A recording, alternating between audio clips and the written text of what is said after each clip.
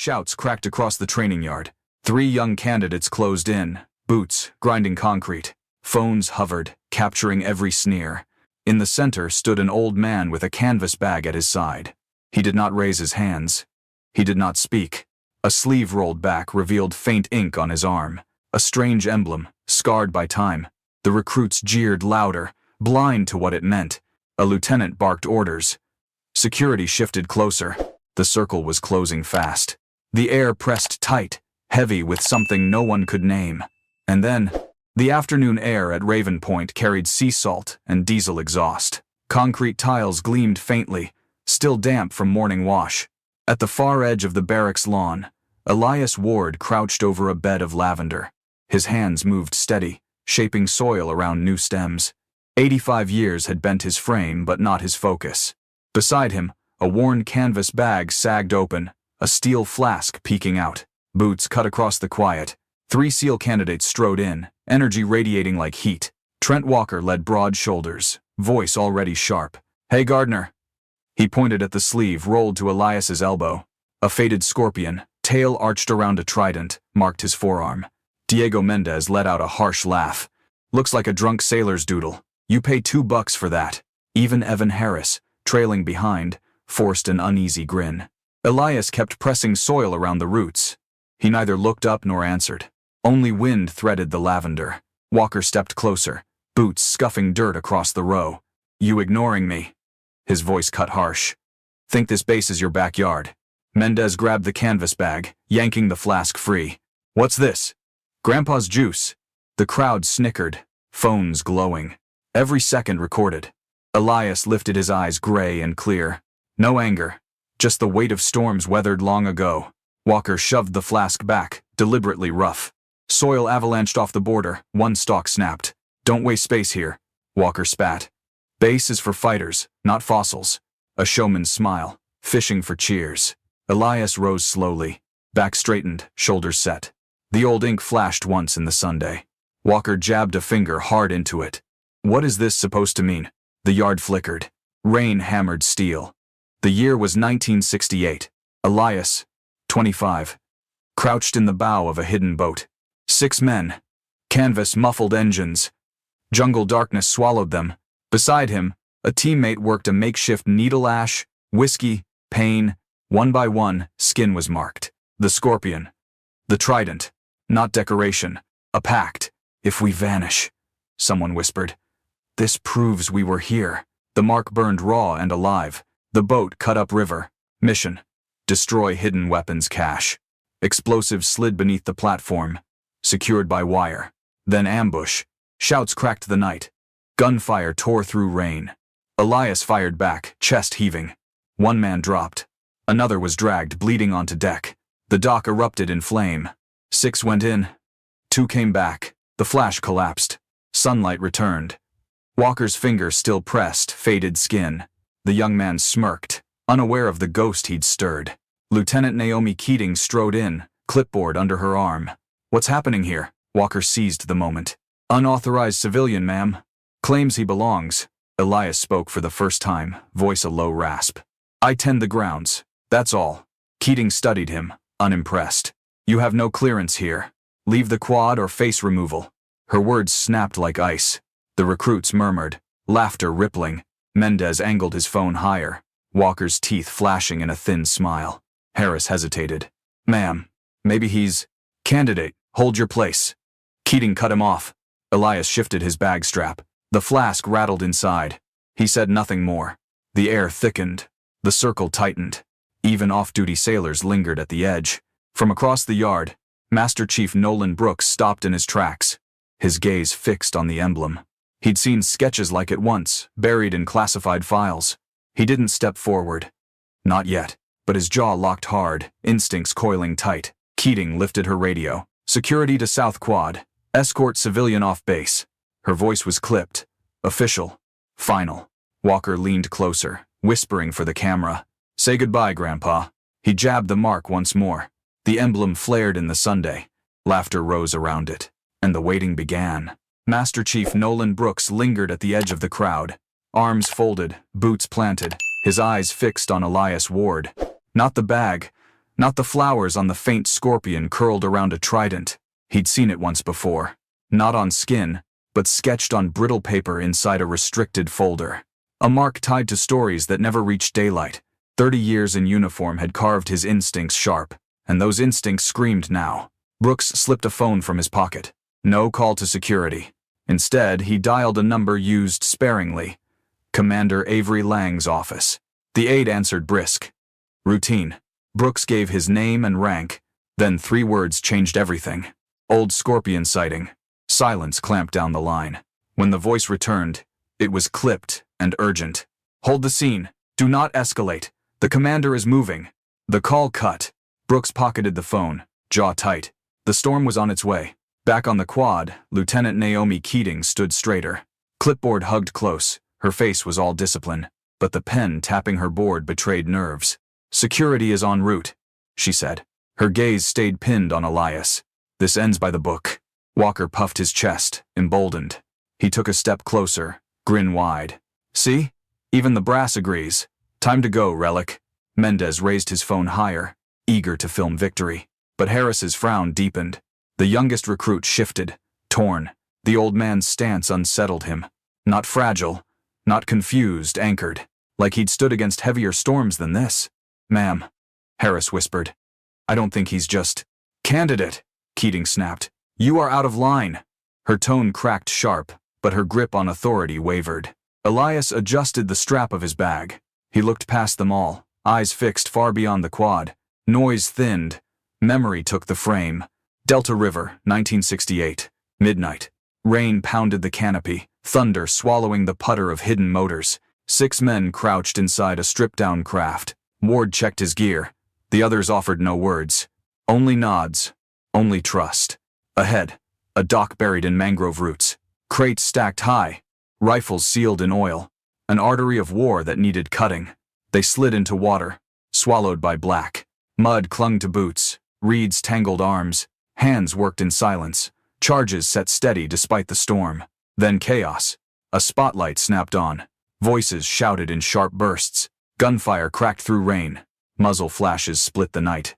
Ward dove behind the hull as water churned red. One man screamed. Then silence.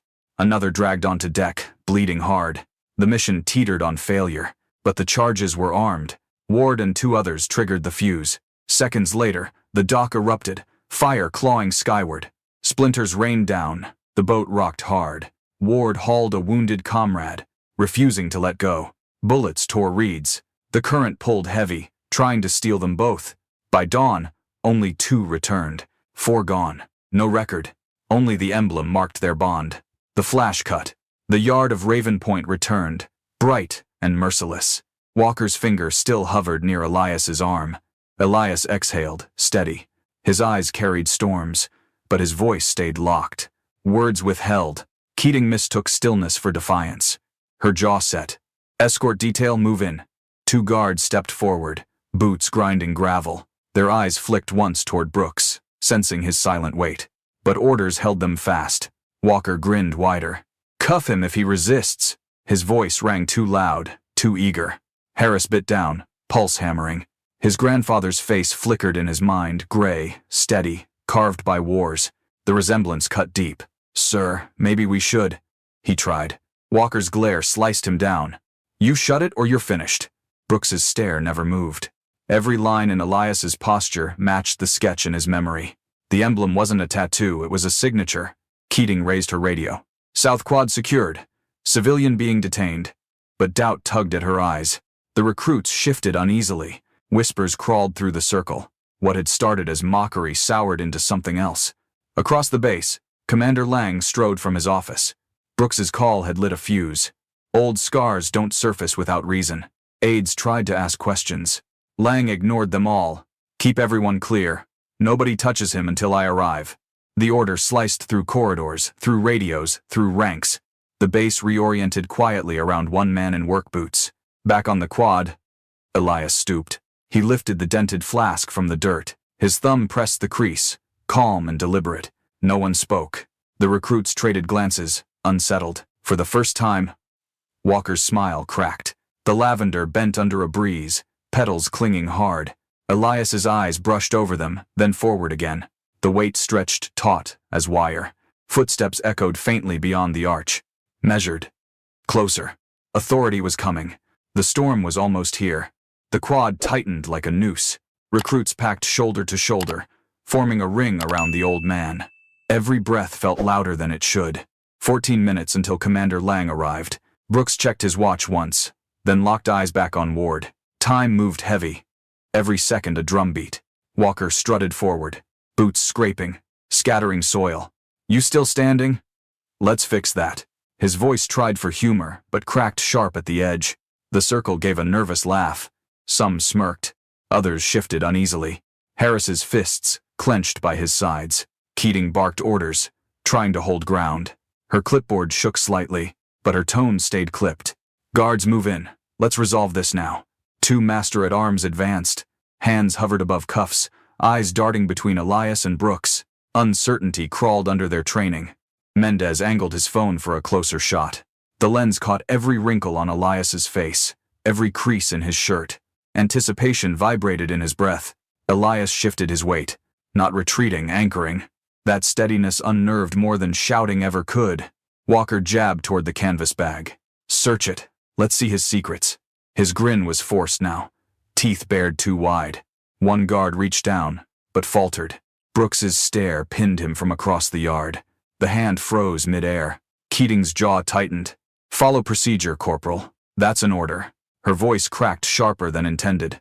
The guard bent again, but Elias's hand moved first, calm, precise. He lifted the flask, let it catch the sun, then lowered it. The yard stilled mid-breath. No defiance, no surrender, just quiet control. The guard stepped back, unsettled. "Sir, he's not resisting." The words dropped like stones. Keating blinked, authority fraying. Even she felt the ground shifting. The power dynamic was no longer hers. Walker cursed under his breath. "Useless. Fine, I'll—" He lunged, jamming a thumb hard into Elias's arm. The old ink pressed deep. Elias's chest tightened, but not from pain. Memory surged. A river, dark, roaring, endless. A hand slipping free, swallowed whole. No name cried out. No report filed. Only water closing like a grave. Elias blinked back. His gaze struck Walker with weight, a look that hollowed noise into nothing. The recruits felt it. Feet shuffled, nerves cracked. Even the boldest leaned away. Harris whispered, "Enough." The words barely carried, but they split the hush. Walker spun, face red. "You shut your mouth." Spit flew as he snapped. His confidence rang hollow. The circle wavered, no longer a wall. Mockery had soured to dread. It clung like humidity before lightning. Brooks stepped forward at last. His boots echoed slow, deliberate. Voice low, but iron. "Candidate Walker, drop the act." He didn't shout. He didn't need to. Authority filled the gap. Walker barked a brittle laugh. "Fraud, that's all he is. Some groundskeeper with bad ink." But his smirk faltered halfway. Mendez's phone trembled. The footage no longer looked like fun. It looked like evidence. Keating's pen clicked too fast against her clipboard. She stared at the guards, unsure. Then her radio cracked loud. "All units, hold. Stand down until Commander Lang arrives." The override thundered through the channel. Her face drained white. The guards froze. Hands dropped from their cuffs. Orders absolute. Walker's bravado sputtered. "For him? You're kidding." But his voice betrayed doubt. Harris exhaled. Finally, the tide bent. Relief mixed with guilt, he hadn't done more. Elias crouched slowly. He set the flask back into his bag. Dust lifted, glowing in sunlight. The trampled lavender lay crushed. Ward's eyes brushed over it once. Then, he looked forward again. Brooks narrowed his gaze further. Every detail matched. This wasn't myth, it was real. Breathing in front of them, the circle murmured. Whispers sharp, confused. Phone still hovered, but lower now. Keating's authority crumbled inside. Her earlier command echoed in her head like a mistake stamped permanent. Ambition buckled under weight. Walker scanned faces, desperate. But no smirks came back, only unease. His fury spiked. "You think you scare us? You're nothing!" He stabbed a finger toward Elias. For the first time, Elias spoke. 3 words. Rasped but clear. "Seen worse rivers." The yard froze. The line carried further than a shout. Every head turned. Brooks's chest tightened. The phrase matched the file. Words written in margins not meant to survive. Mendez lowered his phone completely. Keating's clipboard slipped from her fingers, clattering. Harris blinked, stunned. The quad fell heavy with silence. Not patient silence, dangerous silence. Charged, unsteady, footsteps echoed beyond the arch. Measured, deliberate, closing in. Each step stripped Walker's swagger thinner. His mutter broke weak. This is insane. Elias adjusted the strap of his bag.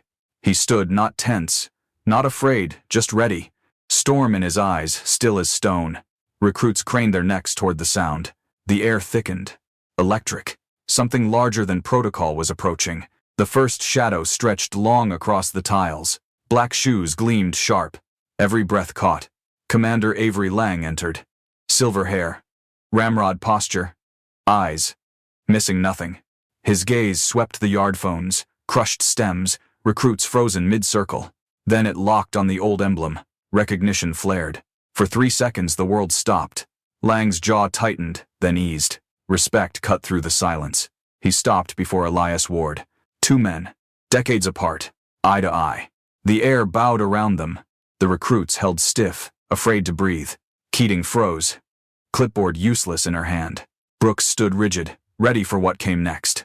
The lavender swayed, fragile but upright, shadows sharpened under Sunday. And the courtyard waited. The courtyard froze. Commander Avery Lang's voice broke the air, sharp as a blade. Maritime Recon Group 7, stand to attention. The order cracked like thunder. Boots slammed down. Spines snapped straight. Walker's face drained color. Mendez dropped his phone to his side. Harris stiffened, wide-eyed. Lang never looked away from Elias. He raised his hand, deliberate, solemn. The salute carried weight heavier than words. Brooks followed instantly, palm crisp to brow. The guards mirrored, compelled by rank and presence. The yard transformed in a breath. Elias paused only a moment. Then his hand rose in return, steady despite age. The gesture bridged decades. Mockery dissolved. In its place, revelation. History breathed in the open. Lang lowered his arm. "Mr. Ward," he said, voice firm but tempered. "You deserved better than this. From all of us." Elias gave a single nod. No triumph, no bitterness, only quiet acknowledgement. Lang pivoted on the recruits. "You mocked a man who carried burdens you'll never fathom. You will answer for it." Each sentence struck like a verdict. Walker suspended, 14 days. Mendez formal reprimand. Harris, you spoke when others stayed silent. That counts. Walker's jaw tightened. Pride shattered. Mendez's hands shook. Harris drew a heavy breath. Relief mixing with guilt. Lang turned to Keating. "You confused procedure with judgment. File your report by 1800. Learn." Her lips pressed tight, shame hotter than rebuke. The yard held silence. Only the breeze stirred crushed lavender. Petals clung stubbornly to broken stems. Elias bent, fingers brushing one stalk. He pressed it gently back into soil. The smallest act weighed more than speeches. Brooks stepped forward, quiet. From his pocket he drew a small steel patch. "Fix the flask," he murmured, setting it in Elias's hand. A ghost of a smile flickered across Ward's face, then vanished, replaced by calm resolve. He tucked the patch away. Lang leaned closer, voice low. "Welcome back, Mr. Ward." The words carried no ceremony, only truth. Their eyes met. Storm gray against command steel. Decades of silence bridged in one look. Lang whispered almost privately, "How many are left?" Elias's voice was gravel, barely there. 2. Lang absorbed it. His jaw worked, then eased with sorrow. He nodded once, heavy. The quiet between them spoke volumes. A history sealed, never to be written, but living here, undeniable. Elias adjusted his canvas bag. The dented flask clinked against metal tools. He looked once more at the recruits. None met his gaze. Not Walker, not Mendez, not even Harris. Every head hung. Ward turned, walking slow but steady toward the far gate. His boots struck concrete, each step echoing. The sound faded with distance. No one moved until he was gone. The sun tilted west, shadows long and sharp. The silence he left pressed heavier than any order. Harris exhaled first. Keating stared at the ground, clipboard limp in her grip. Walker turned away, jaw locked in defeat. Mendez slid his phone into his pocket. Footage erased. Brooks stayed watching the gate. Lang stood beside him, posture rigid. 2 left, Lang muttered. Brooks nodded. Both men knew the weight of that number. Beyond the arch, the path curved out of sight. Lavender swayed in the breeze, bruised but upright. The courtyard would never see him the same again.